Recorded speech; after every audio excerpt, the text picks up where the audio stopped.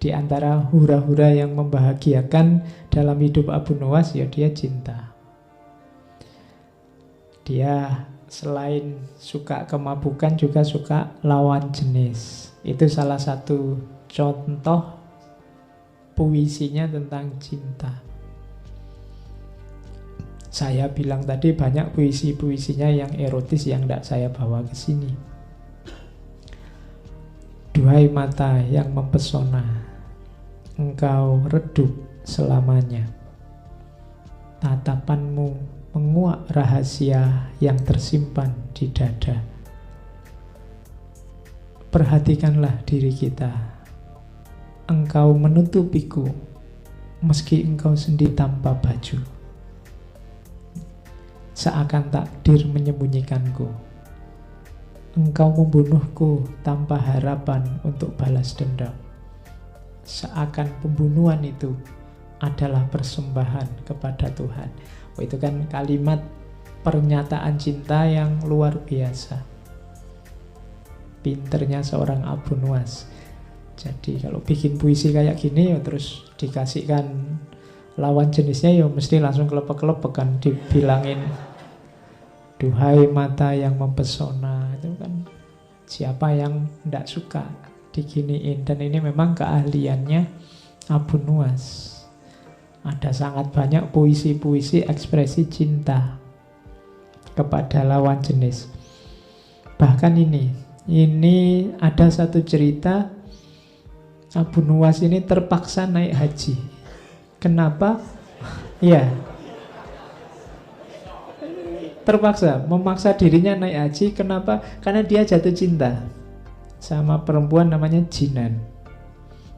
Dan Jinan ini memaksa dia, kalau kamu cinta padaku, ya kamu harus haji. Nah, dia terus terpaksa naik haji. Kalau sekarang susah ya. Tapi ini bisa jadi modus. Kalau perempuan ingin nolak laki-laki bisa. Kalau kamu cinta padaku, kamu harus naik haji. Nah, itu nunggunya 20 tahun berarti. Ya, kamu bisa modus itu. Jadi kalau takut nolak, bilang aja gitu. Oh, saya mau padamu tapi harus haji dulu. Oh, itu ngantrinya hampir 30 tahun sekarang. Jadi, nah kalau Abu Nuwas naik haji beneran ya. Kalau zaman Abu Nuwas sih gampang. Apakah engkau tahu betapa umurku sia-sia oleh permintaannya? Sedang permintaan itu alangkah sulitnya. Karena dia males ibadah, wong dia senengane mabuk. Karena tak kudapatkan alasan untuk mendekatinya, terpaksa yang sulit itu kulakukan juga. Aku menunaikan ibadah haji. Dan kukatakan aku benar-benar telah haji. Duhai Jinan, akhirnya kemudahan menyatukan aku dengannya. Oh, itu jatuh cinta beneran ini berarti kan. Sampai rela naik haji padahal dia males. Ya, jadi cuma ya kalau sudah jatuh cinta apapun dilakukan. Makanya aku katakan aku benar-benar sudah haji loh ini. Oke, tapi toh ya sifatnya Abu Nuwas ya tetap putus nyambung. Ada juga yang saya potong itu. Kutulis di atas pipiku satu kalimat untuknya. Duhai beratnya saat berpisah. Ia menjawab dengan gerakan jemarinya. Kupahami pesanmu, namun untuk kita tiada lagi jalan bertemu. Oke, yo, pokoknya kalau puisi-puisi kayak gini lumayan lah ya. Kita bisa mending.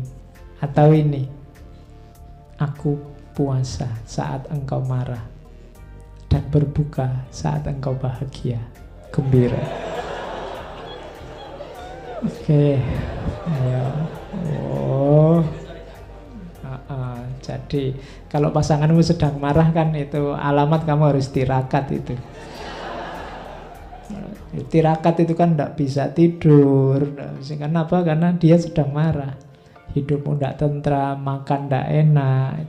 Jadi aku puasa saat engkau marah. Tapi kalau sudah luluh, sudah tidak marah lagi, saatnya buka puasa. Dan aku berbuka saat engkau gembira. Jadi di luar kecerdikannya tadi, Abu Nuwas ini seorang yang sangat pintar bikin puisi, bikin syair. Tapi ya tetap, ini dalam konteks dia hura-hura sebenarnya. Ini babak awal kehidupannya. Ya sering dia dikejar-kejar tentara, dikejar-kejar laskar karena kesalahan-kesalahannya. Tapi lagi-lagi yang menyelamatkan kecerdikannya. Misalnya kalau ada cerita yang suatu ketika rumahnya digeledah. Jadi digeledah banyak barang pecah. Karena mungkin nyari-nyari jangan-jangan menyimpan sesuatu yang bisa membuat dia diseret ke penjara, mungkin begitu. Jadi, Abu Nuwas ini sangat marah, tersinggung karena rumahnya diacak-acak. Dia ingin balas dendam sama raja. Akhirnya satu ketika dia beli roti, rotinya dibiarin busuk sampai banyak lalatnya. Terus roti ini ditutup, dibawa ke depannya Harun al-Rasyid. Ini sudah misi balas dendam ini. Karena dia tersinggung rumahnya diacak-acak. Terus dia menghadap, wahai raja yang adil, saya menuntut keadilan. Katanya engkau raja yang adil berarti harus bisa memenuhi tuntutanku. Terus Harun al-Rasyid tanya, keadilan apa yang mau kamu tuntut? Siapa yang mau kamu tuntut? Siapa yang tidak adil padamu? Terus dia bilang, lalat. Saya punya roti ternyata didahului oleh lalat, sehingga saya sekarang tidak bisa memakannya. Lalat ini sudah tidak adil pada saya. Ya Harun al-Rasyid ketawa aja. Oke lah terus maumu gimana? Tolong Baginda ngasih perintah bahwa saya punya hak untuk memukul lalat dimanapun dia ada. Akhirnya, ya wis, tidak apa-apa, untuk menghiburmu sekarang kamu boleh, kalau ada lalat kamu pukul saja. Itu Abu Nuwas sudah siap-siap bawa pentungan.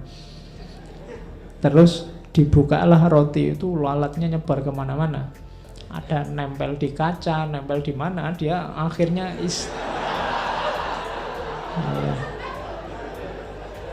ya, istananya Rajana dikeprui semua sama Abu Nuwas. Itu caranya dia balas dendam pada raja. Oke, itu cerita-cerita kayak gini nanti banyak di Alfu Lailah wa Lailah, kisah 1001 malam. Meskipun nanti beberapa ulama mengkritik karena cerita itu fiktif, tapi ada beberapa nama yang harusnya tetap dimuliakan, tapi gara-gara cerita itu terus kesannya jadi, nanti ada beberapa cerita yang kesannya, misalnya Harun al-Rasyid juga suka minum-minum. Nah, itu banyak ulama mengkritik Alfu Lailah wa Lailah, karena di beberapa bagian nanti muncul tokoh Abu Nuwas. Karena ya memang ceritanya selalu banyak dengan Harun al-Rasyid. Saya tidak tahu kok jarang sama Al-Amin. Padahal banyak syair, banyak cerita yang beliau justru dekatnya sama Al-Amin. Bahkan tadi yang kelanjutannya mukul-mukul itu, rajanya juga terus pengen balas dendam. Tapi tetap kalah kalau sama Abu Nuwas. Jadi satu ketika rajanya ini ingin balas sama Abu Nuwas. Abu Nuwas diajak berburu. Nah, di tengah jalan kok mendung, mau hujan. Nah, Abu Nuwas ini naik keledai yang tidak bisa cepat, sementara raja sama pasukannya bisa naik keledai cepat. Terus rajanya bilang, ini sebentar lagi hujan, pokoknya pedomannya kita berburu ini tidak boleh baju kita basah kehujanan. Jadi silahkan nyari tempat perlindungan sendiri-sendiri. Oh, begitu tiba-tiba hujan deras ya, kalau yang pakai kuda yang larinya cepat enak, raja dan pasukannya cepat bablas ke depan.